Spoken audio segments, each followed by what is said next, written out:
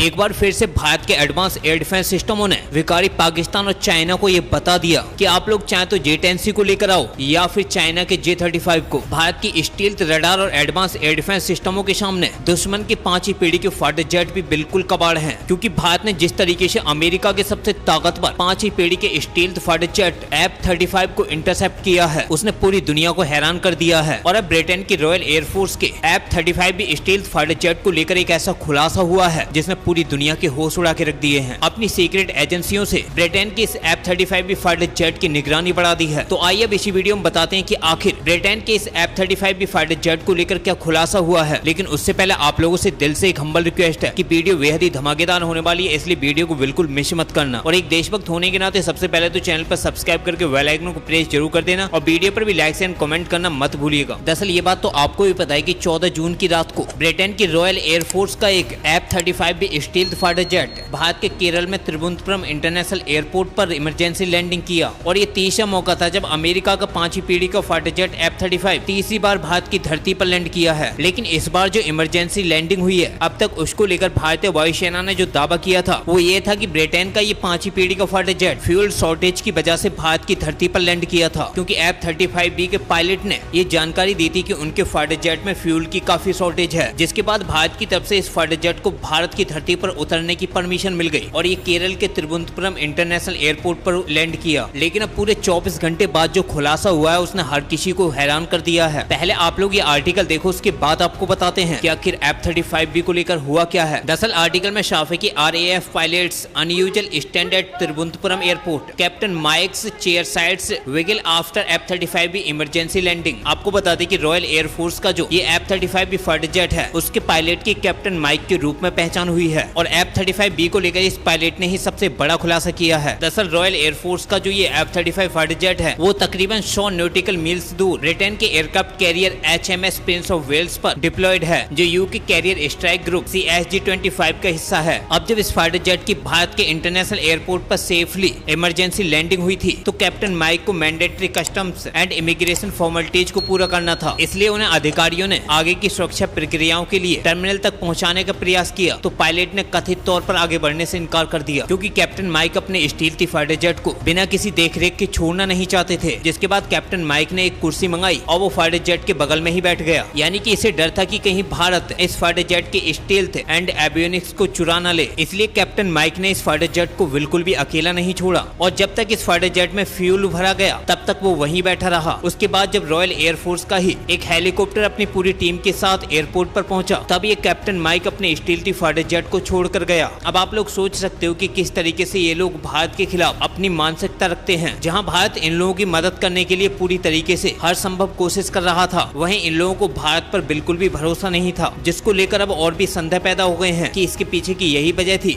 या फिर कोई और। भारत की जांच एजेंसियां सीक्रेट को ढूंढने में लग गई हैं। अब देखते हैं आगे कोई और अपडेट निकल के आएगी तो आपको बता दिया जाएगा। फिलहाल इस वीडियो में इतना ही, मिलते हैं एक नई वीडियो के साथ, तब तक के लिए जय हिंद जय भारत।